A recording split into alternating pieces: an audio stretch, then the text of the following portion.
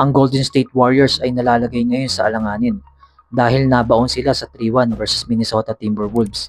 Isang solid performance na naman ang ipinakita ng duo ni na Anthony Edwards at Julius Randle na gumawa ng 61 points sa Game 4. At ngayon nga ay kumpirmado na out si Steph Curry sa Game 5 na gaganapin ng laro sa home court ng Minnesota. Sa post-game interview kahapon ayon kay Curry, gustuhin man niyang maglaro para tulungan ng kanyang team ay hindi niya ito magagawa dahil sa kanyang injury. Kaya maraming fans at analysts ang naniniwala na tatapusin na ng Timberwolves ang laban kontra Warriors bukas sa kanilang Game 5 para umabante sa Western Conference Finals.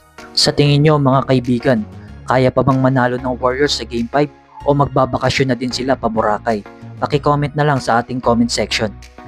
Habang sa do or die Game 5 ng Cleveland Cavaliers at Indiana Pacers ay determinado si Donovan Mitchell at si Evan Mobley na makabawi sa Pacers nang umiscore ng combined 23 points sa first quarter para ibigay sa Cleveland Cavaliers ang double-digit na kalamangan at ma-outscore ang Indiana Pacers sa pagtatapos ng first quarter.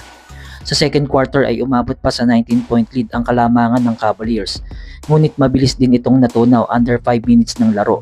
Ang Indiana Pacers ay gumawa ng magkakasunod na basket at gumawa ng 12-4 run na pinangunahan ni Aaron Nesmith na umiscore ng 7 points sa second quarter para mabawasan ang kalamangan ng Cavaliers, at si Tyrese Haliburton ay gumawa ng 5 tres sa kanyang 6 na tira at umiscore ng 17 points para makadikit ang Indiana Pacers sa halftime sa score na 56-52, habang si Mitchell at Garland ay may 5-21 lamang sa field. Sa third quarter ay tuluyan nang nakuha ng Indiana Pacers ang kalamangan nang almost 7 minutes hindi maka-score ang Cleveland Cavaliers at nakapagpasok si Pascal Siakam ng 2 tres para ibigay sa Indiana Pacers ang double-digit lead. Sinamahan pa ng magandang shooting ni Tyrese Haliburton na may 66% sa 3-point line. Sa fourth quarter ay sinusubukan pa na mailapit ni Donovan Mitchell ang score ng Cleveland Cavaliers sa Indiana Pacers. Ngunit pagpasok ni Tyrese Haliburton ay muli na naman na control ng Pacers ang pace ng laro. At kahit all out na ang laro ni Donovan Mitchell ay hindi na ito naging sapat, at dito na tinapos ng Indiana Pacers ang season number 1 seed na Cleveland Cavaliers para umabante sa Eastern Conference Finals.